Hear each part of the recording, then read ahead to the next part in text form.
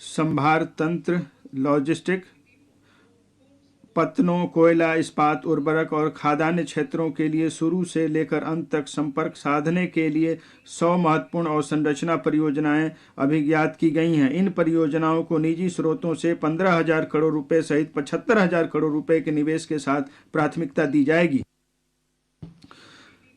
क्षेत्रीय संपर्कता, हवाई क्षेत्र कनेक्टिविटी में सुधार करने के लिए 50 अतिरिक्त हवाई अड्डों, हेलीपोर्ट, वाटर एरोड्रम और एडवांस लैंडिंग ग्राउंड का पुनरुद्धार किया जाएगा। भविष्य के संधारणीय शहर।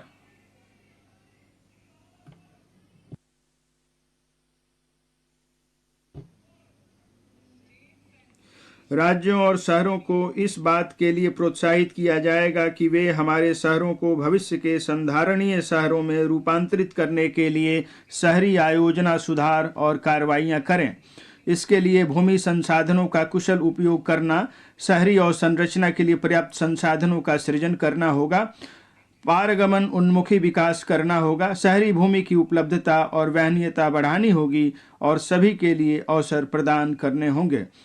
म्युनिसिपल बॉन्ड के लिए शहरों को तैयार करना, संपत्ति कर व्यवस्था में सुधार लाकर और शहरी अवसंरचना पर प्रयोक्ता प्रभार लगाकर शहरों को म्युनिसिपल बॉन्ड के लिए अपनी ऋण प्राप्ति योग्यता में सुधार करने के लिए प्रोत्साहित किया जाएगा।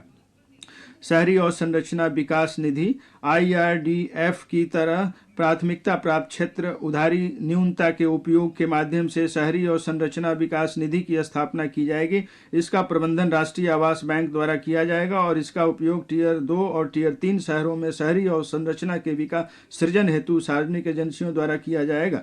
राज्यों को UIDF का उपयोग करते समय उपयुक्त प्रयोक्ता प्रभारों को लागू करने के लिए 15वें वित्त आयोग के अनुदान के साथ साथ मौजूदा स्कीमों से संसाधन जुटाने के लिए प्रोत्साहित किया जाएगा।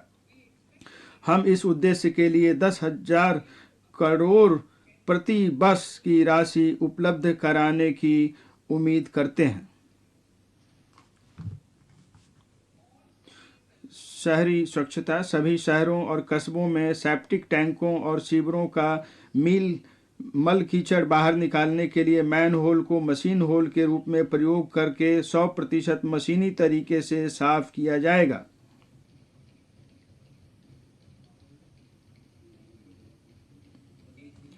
सूखे और गीले अपशिष्ट के वैज्ञानिक प्रबंधन पर विशेष ध्यान दिया जाएगा।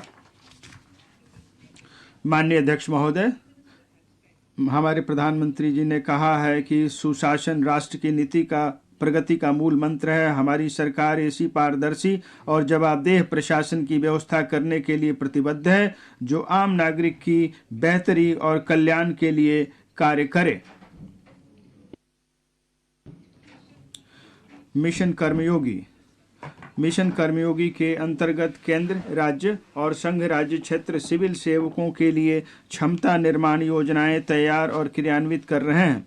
सरकार ने एकीकृत ऑनलाइन प्रशिक्षण के लिए iGOT कर्मयोगी नामक एक प्लेटफॉर्म भी शुरू किया है, जिस पर लाखों सरकारी कर्मचारियों को अपने कौशलों का उन्नयन करने के लिए और लोक केंद्रित दृष्टिकोण अपनाने के लिए निरंतर सीखने के अवसर मिलेंगे। महोदय, व्यापारिक सुगमता को बढ़ावा देने के लिए 39,000 से अधिक अनुपालनाओं को कम किया गया है और 3,400 से अधिक विधिक उपबंधों को अपराध की श्रेणी से हटाया गया है।